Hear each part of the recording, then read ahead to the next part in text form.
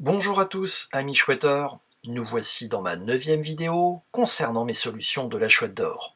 Le jour de la révélation des résultats arrive à grands pas, le jour où chacun d'entre nous sera face à ses propres raisonnements, à sa propre expérience du jeu. Je profite de cet instant encore vierge de toute certitude, de toute exactitude, pour vous faire part de mon ressenti du moment, sans doute partagé par l'immense majorité des chouetteurs. Cette chasse a quelque chose de magique en elle, de mythique, quelque chose d'irrationnel tant elle aura fait rêver de joueurs.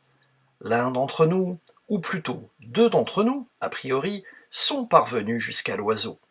Ceci est pour moi suffisant pour reconnaître leur victoire, mais surtout pour reconnaître que cette chasse, aussi ouverte et permissive soit-elle, pouvait nous mener, nous guider, au bout du bout, à l'objectif, la cache si convoitée. Qu'importent les interventions mal maîtrisées de Max Valentin au travers des madis, ou plutôt des maudits, qu'importe si Régis Hauser s'est perdu dans ce personnage qu'était Max Valentin. Qu'importe si la mise à jour de Michel Becker, bien décidé à remettre tout à plat, merci à lui, a parfois, selon l'idée que je me fais d'une chasse au trésor, manqué de cadre, d'équilibre et peut-être d'une certaine équité. Nous avons tous rêvé, nous avons tous imaginé être à la place de l'inventeur.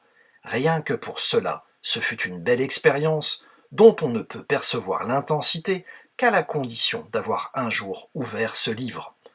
Maudit ce jour, ou heureux ce jour, chacun ira de son ressenti. Tel un miroir, ce livre nous renvoie ce qu'on y met. Si bienveillant avec chaque chercheur, ce livre aura permis aux plus créatifs, voire aux plus tordus d'entre nous, d'arpenter des chemins parfois étroits. Rien n'arrêtera un chouetteur, pas même une paroi verticale peu engageante, là où Max Valentin et Michel Becker nous parleraient presque de petites promenades sur un chemin de campagne. L'expérience de ce jeu, de cette chasse au trésor, sera la seule chose à retenir.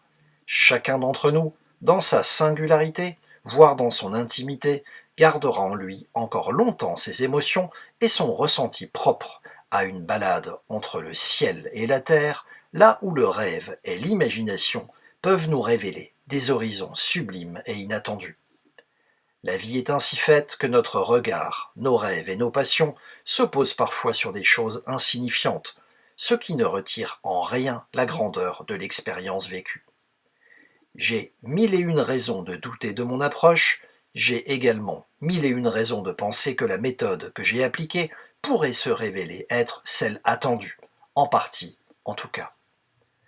Pour seul exemple, je repense encore à ces sentinelles à 8000 mesures, et du moment où je prendrai connaissance, plusieurs semaines après ce résultat, de la traduction de leur appellation technique, qui veut dire ni plus ni moins que sentinelle. Comment douter ? Il est trop tard pour entrer dans le détail de chacune des énigmes restantes, mais je vais les aborder rapidement et vous révéler le cheminement et le résultat associé en respectant l'ordre de mes précédentes vidéos, c'est-à-dire des dernières énigmes vers les premières. Énigme 600. Le titre évoque pour moi le fait que la lumière, c'est-à-dire la solution, va apparaître si on allie la fibule de Préneste avec Almar. Un jeu de mots, d'anagramme une fois de plus. Le texte était déjà décodé lorsque j'ai commencé le jeu.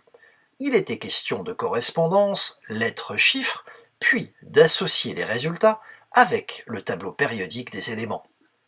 Cela se traduit par la clé est sur un navire noir perché.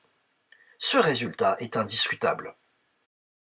Le visuel représente une main sortant de l'eau tenant une clé. Le contexte sera donc l'eau, la mer, l'océan, un lac. Ce qui est très important de discerner, c'est que la clé n'est pas dans l'eau, mais en dehors. Donc la solution n'est pas dans l'eau, mais à sa surface, voire encore au-dessus. La solution, c'est-à-dire la clé, est donc sur un navire, mais un navire particulier en ce sens qu'il est perché. La couleur noire doit également nous permettre de comprendre dans quel contexte on devra chercher ce navire. Riche de l'analyse du titre, texte et visuel, qui semblent ici jouer ensemble, car leur sens respectif obéit à la thématique générale de l'énigme, je me suis lancé dans une recherche fine autour du titre et du jeu de lettres associées. Il en ressortira de façon assez évidente le mot « Méditerranée ». Ce mot semble opportun dans la mesure où il respecte le thème, mais il est aussi suffisamment long pour donner du poids à sa révélation. Il restera quelques lettres pour autant. Le texte va alors orienter la suite. Je comprends que nous cherchons quelque chose en Méditerranée, un navire au-dessus de l'eau, perché, tout ceci associé à la couleur symbolique noire. L'allusion est pour moi assez claire, on parle ici d'une plateforme pétrolière, tel un navire perché au-dessus des eaux. Je ne vois même pas d'autre interprétation possible en pleine mer. La couleur noire évoque bien évidemment le pétrole.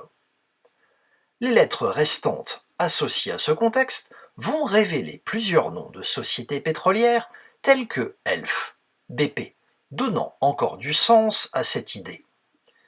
Max Valentin nous demanderait donc de chercher une plateforme pétrolière en mer Méditerranée. Je dois avouer que s'il y en avait, j'aurais sans doute douté de cette approche. Le fait justement qu'il n'y en ait pas donne du sens à cette recherche dans le contexte d'un jeu d'esprit. Nous sommes en 1993, je dois donc comprendre où je pourrais, symboliquement bien sûr, positionner une telle plateforme, donc je dois m'interroger sur la présence de pétrole. En 1991, justement, une énorme marée noire a frappé les côtes italiennes et françaises, une des plus grandes marées noires de mer Méditerranée. Le tanker déversera son pétrole pendant 10 ans, au fond du fond des eaux. Ce résultat me plaît, mais il reste encore à trouver quoi extraire de ce résultat. La position du bateau ne me semble pas être le résultat attendu. Trop compliqué, trop imprécis et hors de notre outil de travail, la carte Michelin.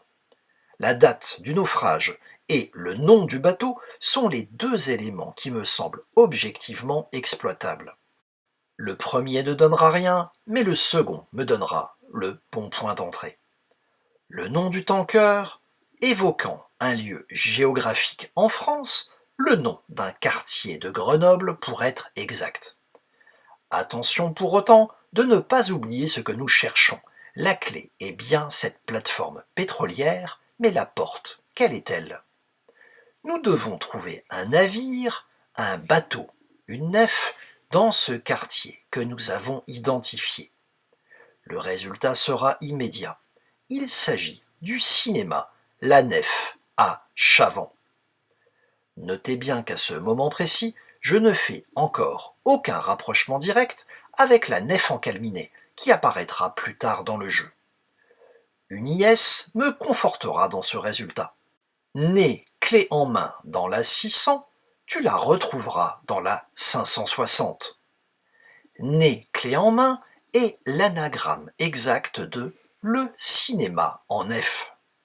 Ce qui voudrait bien dire qu'en 600, là où nous sommes, nous devons trouver une nef. Cette indication supplémentaire indique également que cette nef se retrouvera en 560. Vous connaissez déjà mon résultat associé à cette nef encalminée, puisqu'il s'agit également de l'anagramme de le cinéma en F.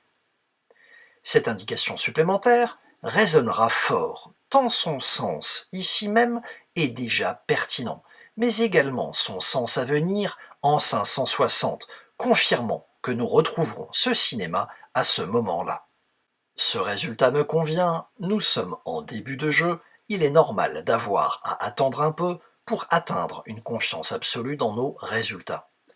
Ce cinéma dans le quartier Chavant de Grenoble est donc mon unique point géographique solution. Titre, texte et visuel auront joué pleinement leur rôle dans une thématique commune cette fois-ci. Dans ma prochaine vidéo, nous aborderons l'énigme 580, énigme que j'aime beaucoup. Le sens de chaque mot va peser, mais pas forcément sur la balance attendue. Nous serons très exactement dans le style Max Valentin qui se dessine peu à peu. Le sens des lettres, le sens des mots, le sens des villes. À très bientôt, c'était Jack Moon.